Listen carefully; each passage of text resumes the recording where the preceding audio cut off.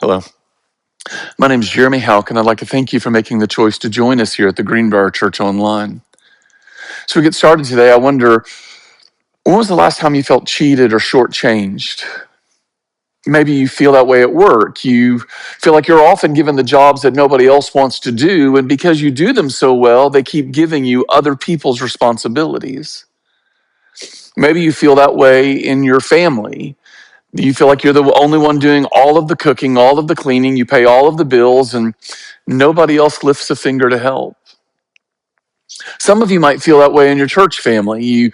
You're the one serving, you're the one giving, you're the one showing up, carrying other people's emotional loads. And for whatever reason, it just seems like God is pouring out his blessings on everybody else, and you're not getting anything. I want you to know that feeling, that knot we get in our stomach sometimes, the sense that this isn't fair, it's a universal human experience. Today, we're going to explore a story of Jesus that kind of walks right up to that feeling and pokes it with a stick. Jesus tells a story that's designed to offend our sense of fairness.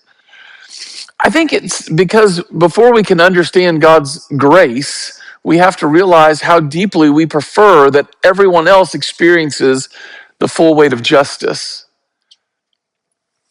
Eldred Eccles served as a missionary in Africa, and oftentimes when he would teach this text, he would share a story about one of the schools that the missionaries had set up in Africa.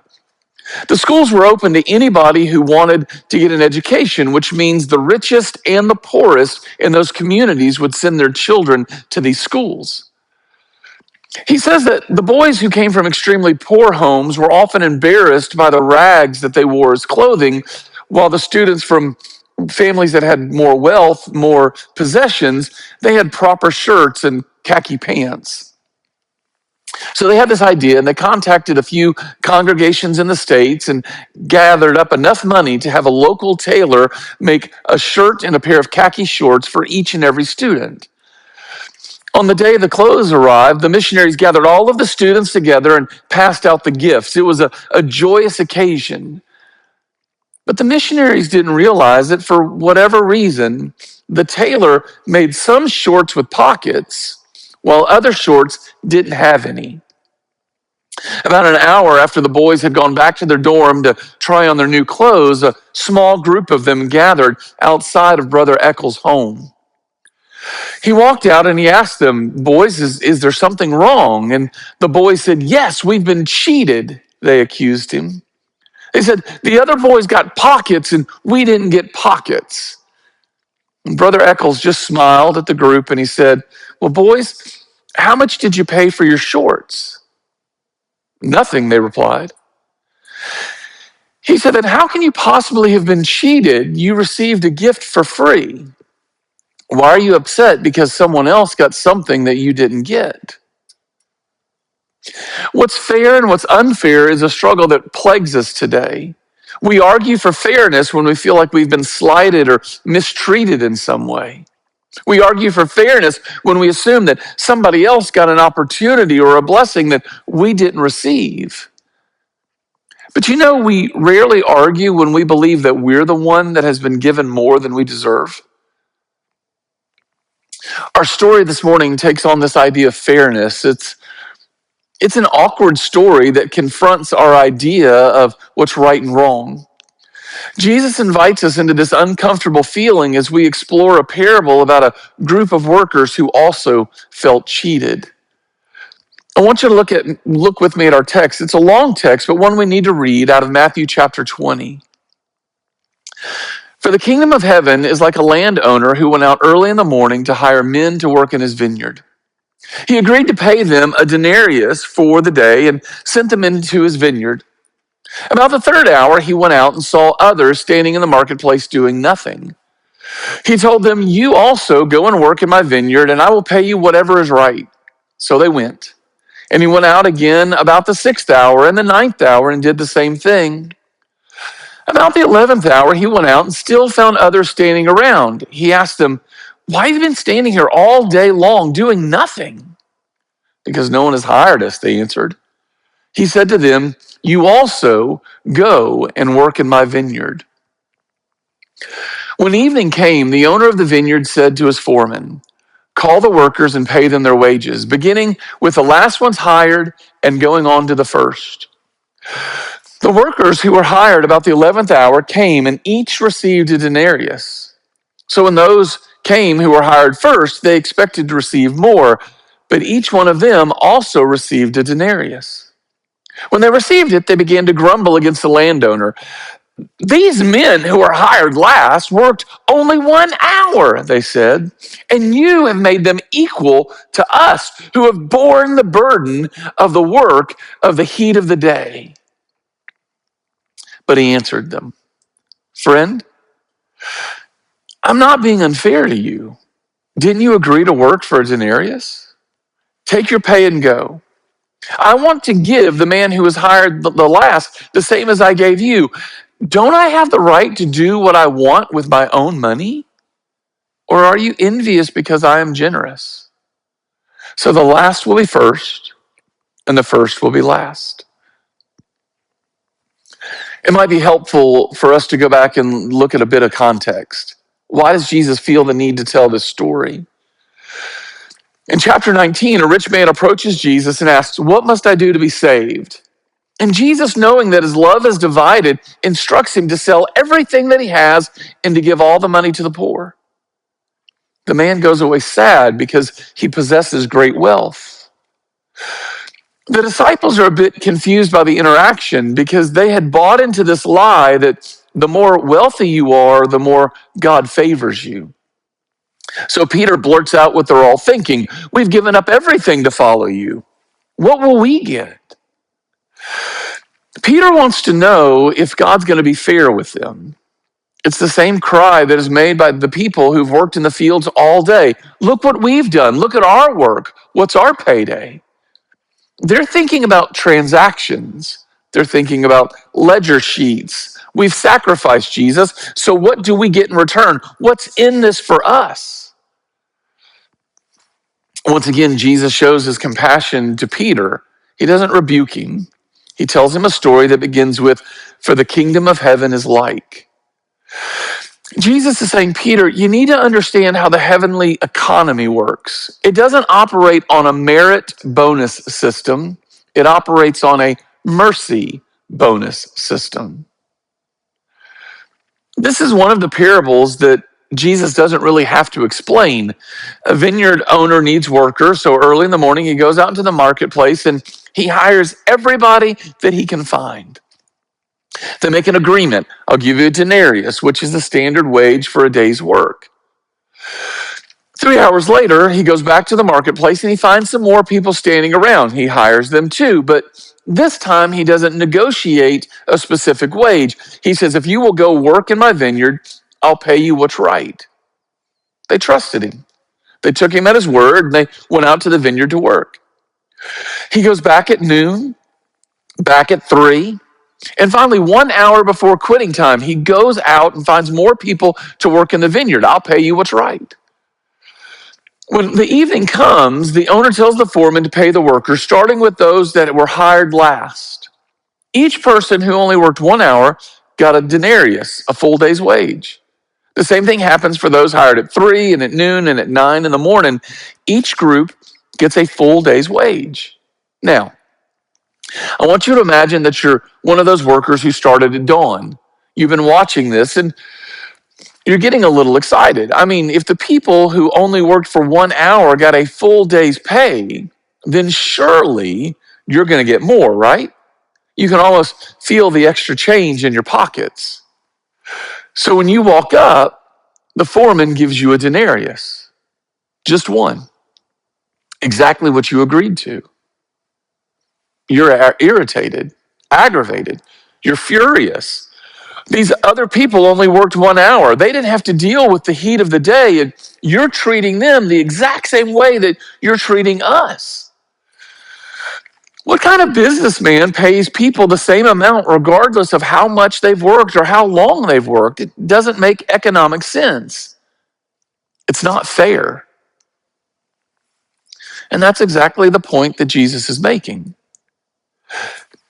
The key to this parable is that it only seems unfair because we have already forgotten that everything we have is because of God's grace.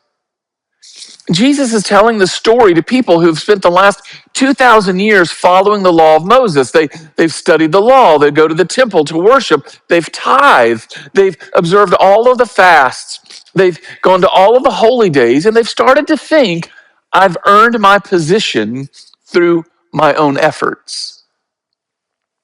And then Jesus comes along and he starts offering the same blessings to the Gentiles.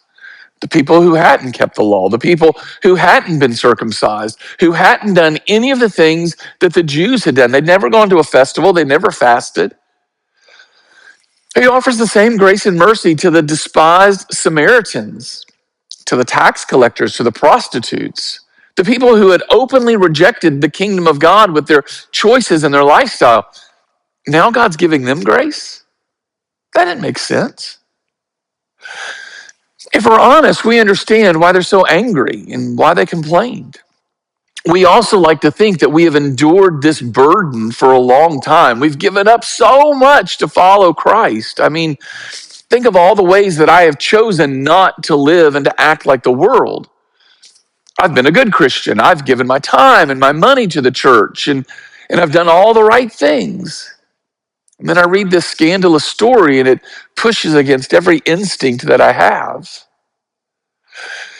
So let me see if I can help us get a better understanding of what Jesus is teaching to Peter and to those of us like Peter who are wondering if we're going to get a good return on our investment. Are we really going to get something more valuable than what we've already given up? The first thing Jesus says is he wants us to know that grace is not a transaction, it's a gift. The men who worked all day felt like the vineyard owner was being unfair. They negotiated a deal that was fair for both parties. If you pay me, I'll do this. They signed the contract. And then these other workers show up without a contract. They just have a promise that they're going to be paid whatever's right. And then everybody gets paid the same. I'm afraid we've bought into this lie that we can somehow put God in our debt. That's why we keep a spiritual ledger. I prayed for 10 minutes this morning. I attended worship services 3 times this month.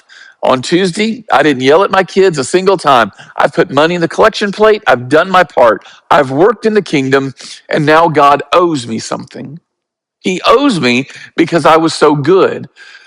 So I deserve an answer to my prayers, or at least a day without drama. And Jesus understands, and he wants you to understand that grace wipes out our ledgers. Paul perfectly explains it. It is by grace you have been saved through faith. And this is not from yourselves, it is the gift of God, not by works, so that no one can boast. For we are God's workmanship, created in Christ Jesus to do good works, which God prepared in advance for us to do. You see the order there?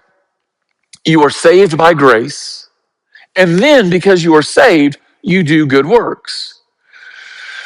You don't do good works to earn salvation. They are the response to the salvation you are already given. The truth is, God doesn't owe you anything. And while that might be hard to hear, it's true. There's nothing that you or I can do that puts God in our debt. We can't earn his favor. Everything that we have is a gift from him. Our breath, our ability to work, it's all grace. God doesn't owe you anything except the punishment that your sins deserve.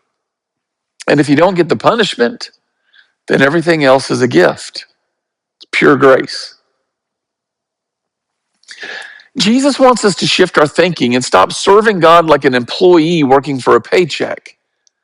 Today, he's asking you, why are you doing what you do for the kingdom? Do you serve God because you're so grateful for what he's already done and you can't help but respond? Or are you still trying to earn points to stay on his good side, hoping that he'll weigh your good works and decide you're worthy of heaven? The first approach leads to joy and peace. The second, to fear and exhaustion. Secondly, Jesus wants us to know that grace is rooted in need, not merit. Why does the owner pay everybody, including the guys who only worked an hour, a full wage? Because he saw their need.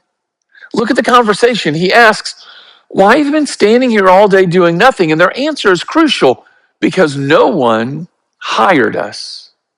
They wanted to work. They needed to work. Their families needed the money. The owner doesn't hire them thinking about his profit margin. He looks past their productivity and sees their need, their poverty. He hires them only because they needed help, and he had the ability to help them. You know, if the owner had only hired the early workers and nobody else, those workers would have gone home happy with their agreed upon wage. Nothing that happened that day would have seemed unfair. They don't have a justice problem. They got exactly what they agreed to. What they had was a compassion problem. They can't stand to see a need met so lavishly, especially in someone who they don't think deserved it. We have to learn how to celebrate when God shows compassion to others. The people hired late in the day had the same needs as those hired at dawn. And so we should rejoice when God meets people's needs, not resent it. We should never make it about, God, what's in this for me? Instead, we should serve without looking for recognition or reward. And then we just trust God to take care of our needs and then rejoice in the times that he meets those needs. Finally, I think Jesus wants us to know that grace reverses the scoreboard. The story begins and ends with the exact same teaching. The last will be first, and the first will be last. Jesus is talking about our posture, not our punctuality. The first, the people that have had the long relationship with God, they end up being last because we approach him with the wrong attitude. We're keeping score. We think we're earning points. We think that we deserve salvation because of what we've done. I mean, I've been a Christian since I was 10. I haven't missed a church service in 12 years. I read my Bible every day. And they're the very ones who trade the relationship that Jesus offers for a tradition or a mindless rut of busyness. Yet the last, those are the ones who lead with emptiness. They recognize the truth that everything I have is grace. I have nothing to offer. I didn't earn it. I didn't deserve it. I'm just grateful to receive it. These are the people who have an overwhelming joy in their lives because they fully understand the beauty of the gift. The Pharisees, they were the ultimate all-day workers. They'd kept every rule. They had borne the heat. And then Jesus comes along and calls Matthew, a tax collector, to be a disciple, forgives a woman caught in the very act of adultery, goes and eats dinner at the home of Zacchaeus. We understand why the Pharisees grumble, this man welcomes sinners.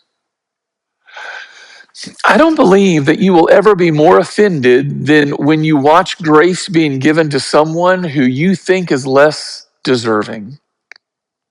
At that moment, you reveal the condition of your heart. You think, I deserved grace more than they did. What you've done is you've switched it from grace to wages. So as we get ready to go to the tables today, we have to ask ourselves, which worker are we? Because this really isn't a story about ancient farm workers. This is actually a story about you and me. Jesus is holding up the mirror and asks, which line are you standing in? Are you in the first group, the one that you had to negotiate your deal? You approach God with a contract. God, I'll follow you if, I'll serve you when. Are you simply motivated by the reward and not the relationship? If you are, you find yourself keeping score and you're exhausted. And when you see somebody else being blessed, it doesn't make you grateful for God's generosity. It makes you suspicious of his fairness. Or maybe today you're in the last group, the one that showed up late, the one that is exhausted and extremely grateful. You know you showed up late. You know you don't deserve a full day's wage, but you've stopped keeping score. You know you can never win. Your posture isn't, God, look what I've done to earn your favor. Your posture is, God, I can't believe you've given me this. Your heart is soft and grateful and full of joy. As we go to the table, we're being given the opportunity to change groups. Maybe you've been standing in the first group, the 6 a.m. line, your whole life, arms crossed, demanding, I want what's fair. And you've missed the joy of simply receiving the gift. The bread and the cup are visible reminders that you could never afford or earn this beautiful gift, this scandalous gift of grace. At the table, we hear the vineyard owner's question, are you jealous because I'm generous? It's an invitation for us to lay down our ledger, to tear up our timesheet, and to walk out of the accounting department of our souls and to run straight into the arms of a generous, loving Father. Jesus promises whatever struggle, heartache, problem, and difficulty that you face in this life, they're nothing compared to one singular glimpse of God our Father who welcomes us to his table today. One moment of seeing his glory will let us know without a doubt that Jesus is more than enough. He's the ultimate gift, and he's given to us freely, not because of anything that we've done, but because we serve a God that is loving, compassionate, merciful, and full of grace. I hope you have a wonderful time around the table today. Never forget how deeply you're loved, and I look forward to seeing you very soon.